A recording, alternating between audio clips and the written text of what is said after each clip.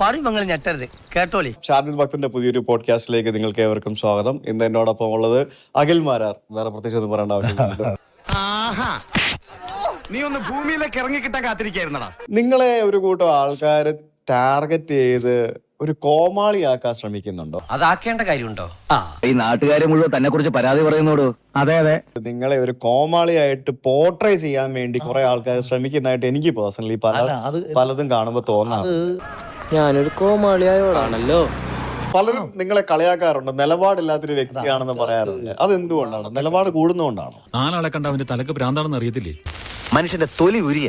അവരതിൽ കേട്ട രണ്ട് കാര്യങ്ങളാണ്. ഞാൻ ബിഗ് ബോസിൽ പോകുന്നില്ല എന്ന് പറഞ്ഞതിന് ശേഷം ഞാൻ പോയി എന്നുള്ളൊരു സാധനം. എടാ മാരുതി, നീ പോടേ, പല കൂലി കിട്ടുന്ന ജോലിക്ക് പോടേ. സത്യത്തിനൊപ്പം എന്ന് പറയുന്നത് നമ്മുടെ സ്റ്റാൻഡിനെയാണ് നമ്മൾ നിലപാടെന്ന് പറയുന്നത്. അതുകൊണ്ട് ഇവർക്ക് അറിയില്ല എന്താണ് നിലപാടെന്നുള്ളത്. ആ എരണം കെട്ടനോട് ചിലക്കാണ്ടിരിക്കാൻ പറ. എല്ലാം ഞാൻ കടിച്ചു പിടിച്ചോണ്ട് നിൽക്കണം, എനിക്ക് ചൊറിഞ്ഞോണ്ട് വരണം, എന്നെ കൊണ്ട് പറയിപ്പിക്കരുത്. ഞാൻ യഥാർത്ഥത്തിൽ എനിക്ക് കഴിവുണ്ടല്ലോ, ആ കഴിവ് ഉപയോഗിച്ചുകൊണ്ട് പബ്ലിസിറ്റി ഉണ്ടാക്കാം.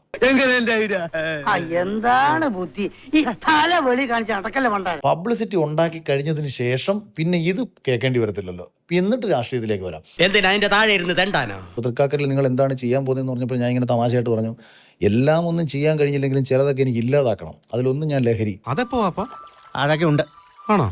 എന്നാ കണ്ടിന്യൂ. തൃക്കാക്കര തന്നെ താങ്കളുടെ ഒരു മണ്ഡലമായിട്ട് താങ്കൾ മുന്നിൽ കണ്ട് പ്രവർത്തിക്കാനുള്ള എന്തെങ്കിലും പ്ലാനുകൾ അല്ലെ പദ്ധതികൾ മനസ്സിൽ വിഭാവനം ചെയ്തിട്ടുണ്ടോ? തൃക്കാക്കരയിൽ നമുക്ക് ആക്ച്വലി അങ്ങനത്തെ പ്ലാനുകളോ പദ്ധതികളോ ഒന്നും തയ്യാറാക്കി പ്രവർത്തിക്കാൻ പറ്റുന്ന സ്വഭാവത്തിലുള്ള ഒരു മണ്ഡലമാണ്. ഇവിടെ എന്ത് ചെയ്താലും ഒന്നും ചെയ്തില്ലെങ്കിൽ ജയിക്കുള്ളൂ. ഇത്രയും വലിയ ഗതികെട്ടവൻ ഈ ലോകത്ത് വേറെ ആരെങ്കിലും ഉണ്ടാവും എന്റെ കർത്താവേ. ഞാൻ വെറുതെ ഇപ്പൊ യൂട്യൂബ് എടുത്തിട്ട് അഖിൽ മാരാർ എന്ന് പറഞ്ഞ് സെർച്ച് ചെയ്യുമ്പോഴത്തേക്കും മക്കളെ കൂടെ ഇരുത്തി പൂരത്തെറി, പിന്നെ നീ പ്രസവിച്ചിട്ടുണ്ടോ മാരാറെ.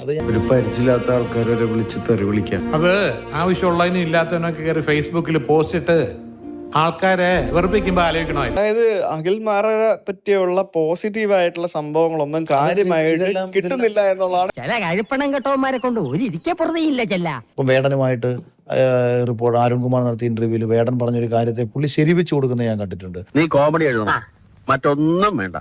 നിനക്ക് പറ്റിയ അബദ്ധങ്ങൾ മാത്രം കുറിച്ചിട്ടാ മതി, അത് തന്നെ ധാരാളം ഉണ്ടല്ലോ. 100% തോക്കും ഉറപ്പുള്ള ഒരാളും ഞാൻ ജയിക്കുന്നല്ലേ പറയുള്ളൂ, അങ്ങനെ പറയുള്ളൂ. ഇനി ആരും സൂത്രം കാണിച്ചേട്ടാ. റിപ്പോർട്ടർ ചാനലിലെ അരുൺകുമാറിന് എന്റെ വാർത്ത ഞാൻ മുന്നിലാണെന്ന് വായിക്കുന്ന നിമിഷത്തിന് വേണ്ടി കാത്തിരിക്കുകയാണ്. നിന്റെ തലയ്ക്ക് വല്ല അസുഖമുണ്ടോ? ഇല്ല. എന്റെ സാറേ, ഞാൻ കാല് പിടിക്കാം. അപ്പോഴത്തെ ഒരു ആവേശത്തിന്റെ പുറത്ത് പറഞ്ഞതാ. ഞാൻ ജയിക്കും, എന്റെ കൂടെ നിൽക്കുന്ന ആൾക്കാരോട് ഞാൻ ജയിക്കും, നമ്മൾ ജയിക്കും എന്നേ പറയുള്ളൂ. അപ്പൊ അങ്ങനെ നിങ്ങൾ പല സ്റ്റേറ്റ്മെന്റ്സും പറഞ്ഞു. പിന്നെ നിങ്ങൾ അരുൺകുമാറിനെ ടാർഗറ്റ് ചെയ്തൊരു സ്റ്റേറ്റ്മെന്റ് പറഞ്ഞു. ഇല്ലാത്ത പരിചയം കാട്ടി ഓരോരോ ഹമാറുകൾ വലിഞ്ഞു കയറും കേരളക്കാരെ പറയിപ്പിക്കാൻ. പച്ച തെറിയേക്കണ്ടെങ്കിൽ ഇറങ്ങി പയ്ക്കാം. എല്ലാവർക്കും സന്തോഷമായല്ലോ? എനിക്ക് സന്തോഷമായി. എല്ലാവർക്കും പിരിഞ്ഞു പോവാം.